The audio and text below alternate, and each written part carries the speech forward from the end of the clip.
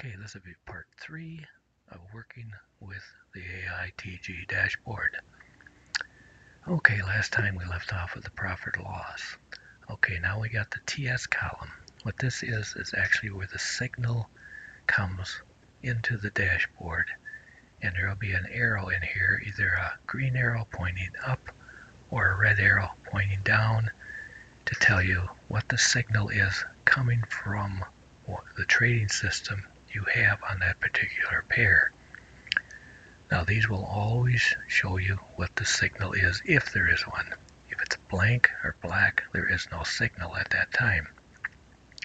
Now to make these so they will activate a buy or sell through the dashboard, you must turn them on. So when you click this button, it turns red. It means now when you get a signal over here, it will activate a trade. Now to activate a trade, remember, the spread must not be red. It must be within your range. You must have the button turned on, and you must also have a trading time selected. So all of those have to be active in order for this signal coming in to signal a trade for you. So usually what I do is I keep this turned off, get all my trading system set up the way I want on all my charts. I'll see a bunch of signals over here. Then I'll go turn on my buttons. If I want all 28, I'll just hit all 28 and turn them all on. And if I'm going to trade 24 hours a day, 5 days a week, I'll just hit this button, turn on my trading time. Then I'll go back over here and click this button. And then if there are any signals over here, it should immediately take a trade on that particular pair if everything is good going across. Okay, this is just information about your account. It tells you what your starting balance was, what different things are, basically the same stuff you see down at the bottom of the screen once in a while. This tells you what the minimum lot size is. That's why I say do not put the dashboard on gold or silver or oil or some of those, because this will say 0.1. Those only allow a minimum lot size of 0.1. And since we are trading all the pairs that will accept a minimum lot size of 0.01, be sure you put the dashboard on the USD TRY or the EUR TRY pair. And this tells you what your present leverage is on this account. In this case, it's 1 to 1,000. This tells you what your margin call is. Margin call is 200%. Margin stop out is 40%. All these numbers come from the broker. I don't make these up. So if they're not correct, it's because the broker is sending the wrong numbers. Margin level, that will be active when you got trades that are open. It'll tell you what your margin level is. This here will just read this high number until you get some trades going on over here. This will tell you what your free margin is in dollars. And this will tell you what your minimum free margin is. And this will tell you what your lot step size is on this account. You can see it's 0.01. And if you go over here and click, you notice it goes up 0.01 at a time.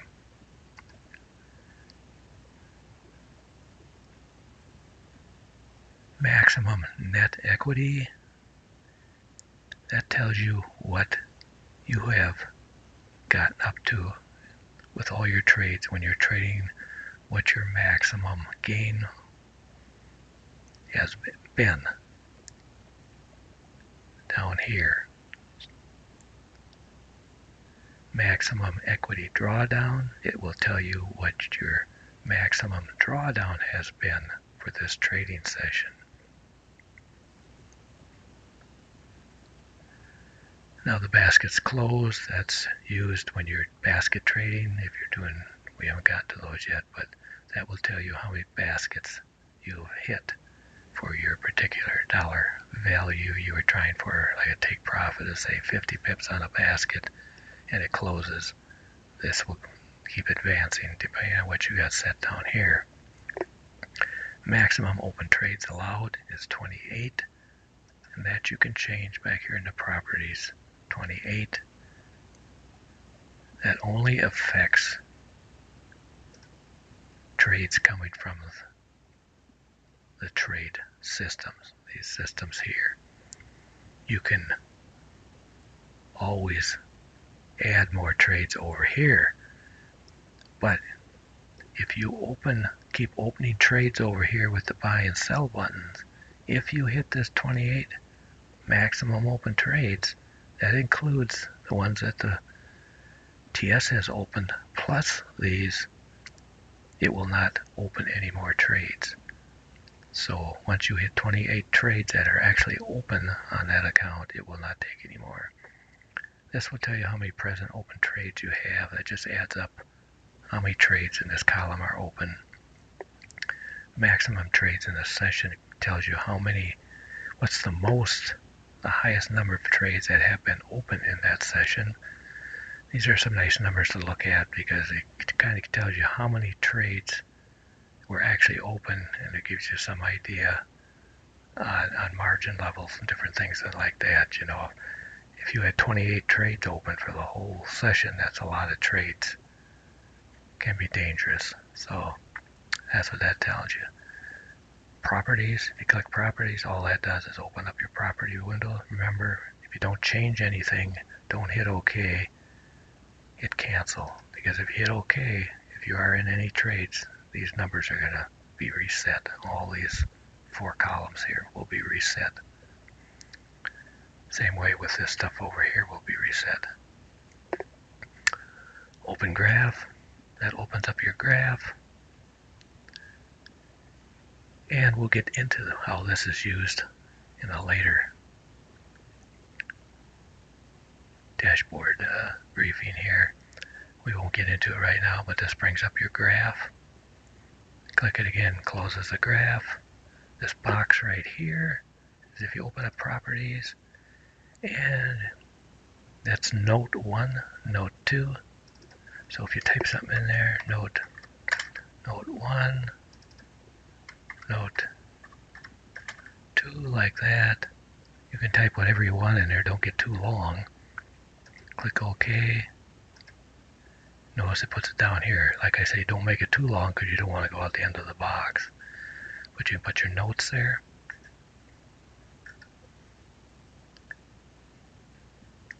Go back, oops. That's the chart. Did I want that? I wanted this. Just going to hit reset to get rid of those notes. Don't need them there for now. And that's what that is. Okay, down here we got, remember we set up those hotkeys?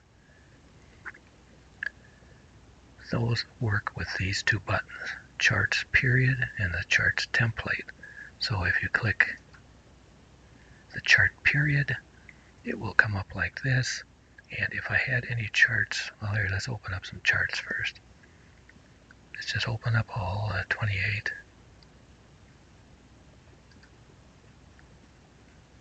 Open up all 28 charts. You see, normally when you open charts, they come up on the 1 hour. Well, say I want to do the 4 hour. Change this to 240. Click OK. And you notice they all changed to 4 hour, except the one the dashboard is on. That's why you never put the dashboard on one of these 28 pairs. You never do that. If you want to change the one the dashboard is on, which we do sometimes, you just change the dashboard one up here by itself. So we just changed all time frames.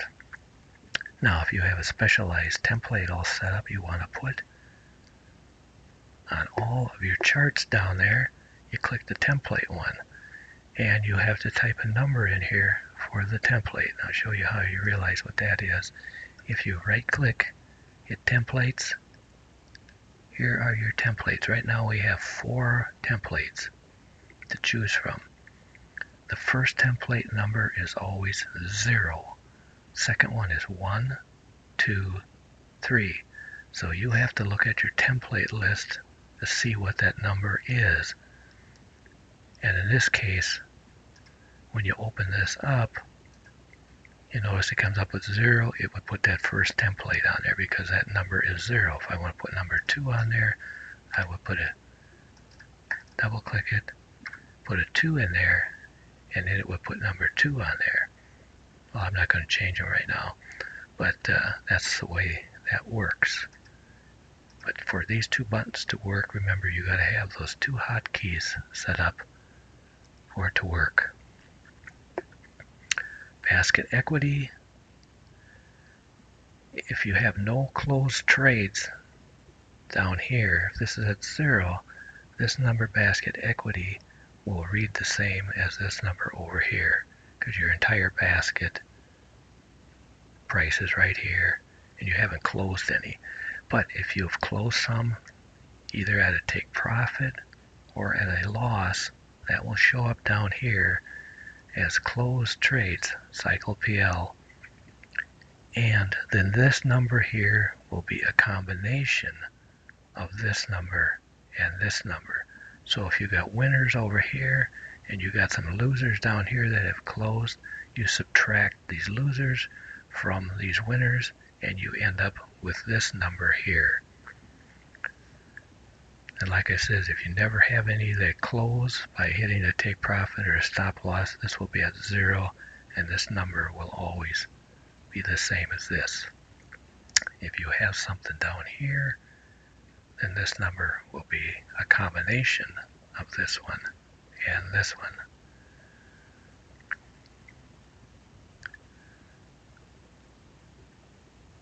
Okay, so I think we'll wrap it up for now.